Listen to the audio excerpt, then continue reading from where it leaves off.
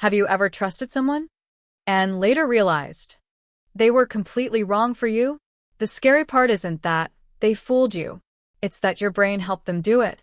Today, we're uncovering why your mind keeps trusting the wrong people and how it happens without you noticing.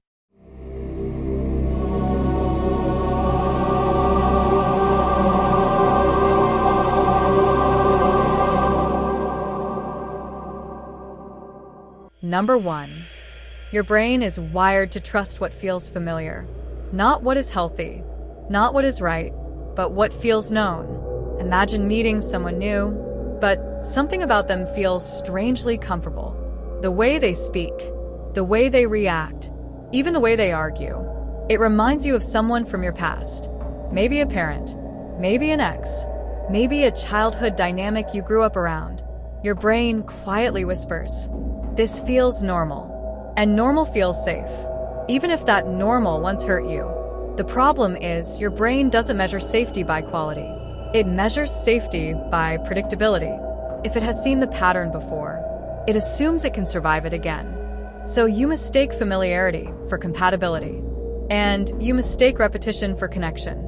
That's how toxic cycles repeat, because your mind prefers known pain over unknown uncertainty. Familiar does not mean safe, but your brain treats it like it does. Number 2. Your brain has a shortcut. If someone appears confident, it assumes they are competent. Watch closely.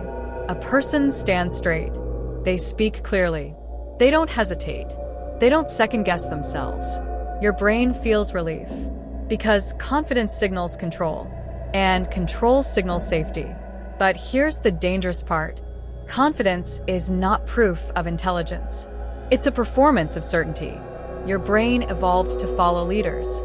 In ancient times, questioning the leader could mean death. So your mind developed a bias. It equates authority with truth. That's why uniforms matter. Titles matter. Even tone of voice matters. A calm voice feels trustworthy, even when the information is wrong. And once your brain labels someone as authority, it lowers its defenses. You stop analyzing. You start accepting. Confidence doesn't always mean correctness, but your survival instinct treats it that way. Part 3, emotional priming, extended. Your brain does not make decisions logically. It makes them emotionally first. Logic comes later to justify the feeling. If someone makes you laugh, makes you feel understood, gives you attention when you feel ignored, your brain releases dopamine. Dopamine creates pleasure. Pleasure creates attachment. And attachment lowers suspicion. You begin to trust faster, not because you analyze them, but because they made you feel something positive. This is called emotional priming. Your mood shapes your judgment. If you feel good around someone, you assume they are good for you, even when red flags are quietly present. Your brain wants to preserve the good feeling, so it ignores warning signs, because the emotional reward feels more important than the logical risk. You are not thinking clearly. You are feeling clearly, and feelings can be manipulated. Part 4, the halo effect, extended. The human brain hates incomplete information, so when it sees one strong positive trait, it fills in the rest automatically. This is the halo effect.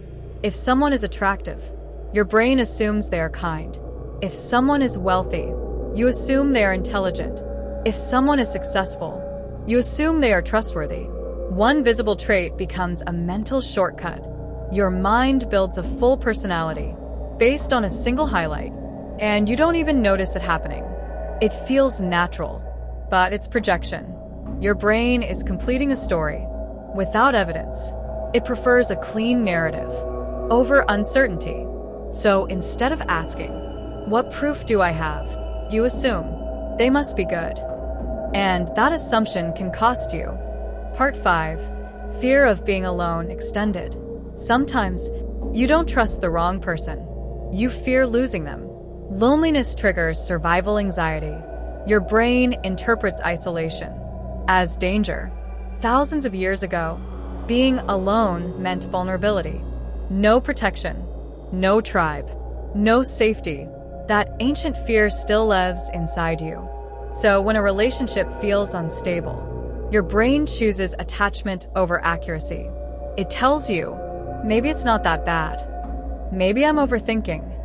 Maybe I should give them another chance. Because the idea of losing connection feels more painful than accepting deception. Fear overrides logic. Attachment overrides warning signs. And you stay, not because they are right for you, but because being alone feels scarier. Your brain would rather keep something flawed than risk emptiness. The real question is, Who are you trusting right now?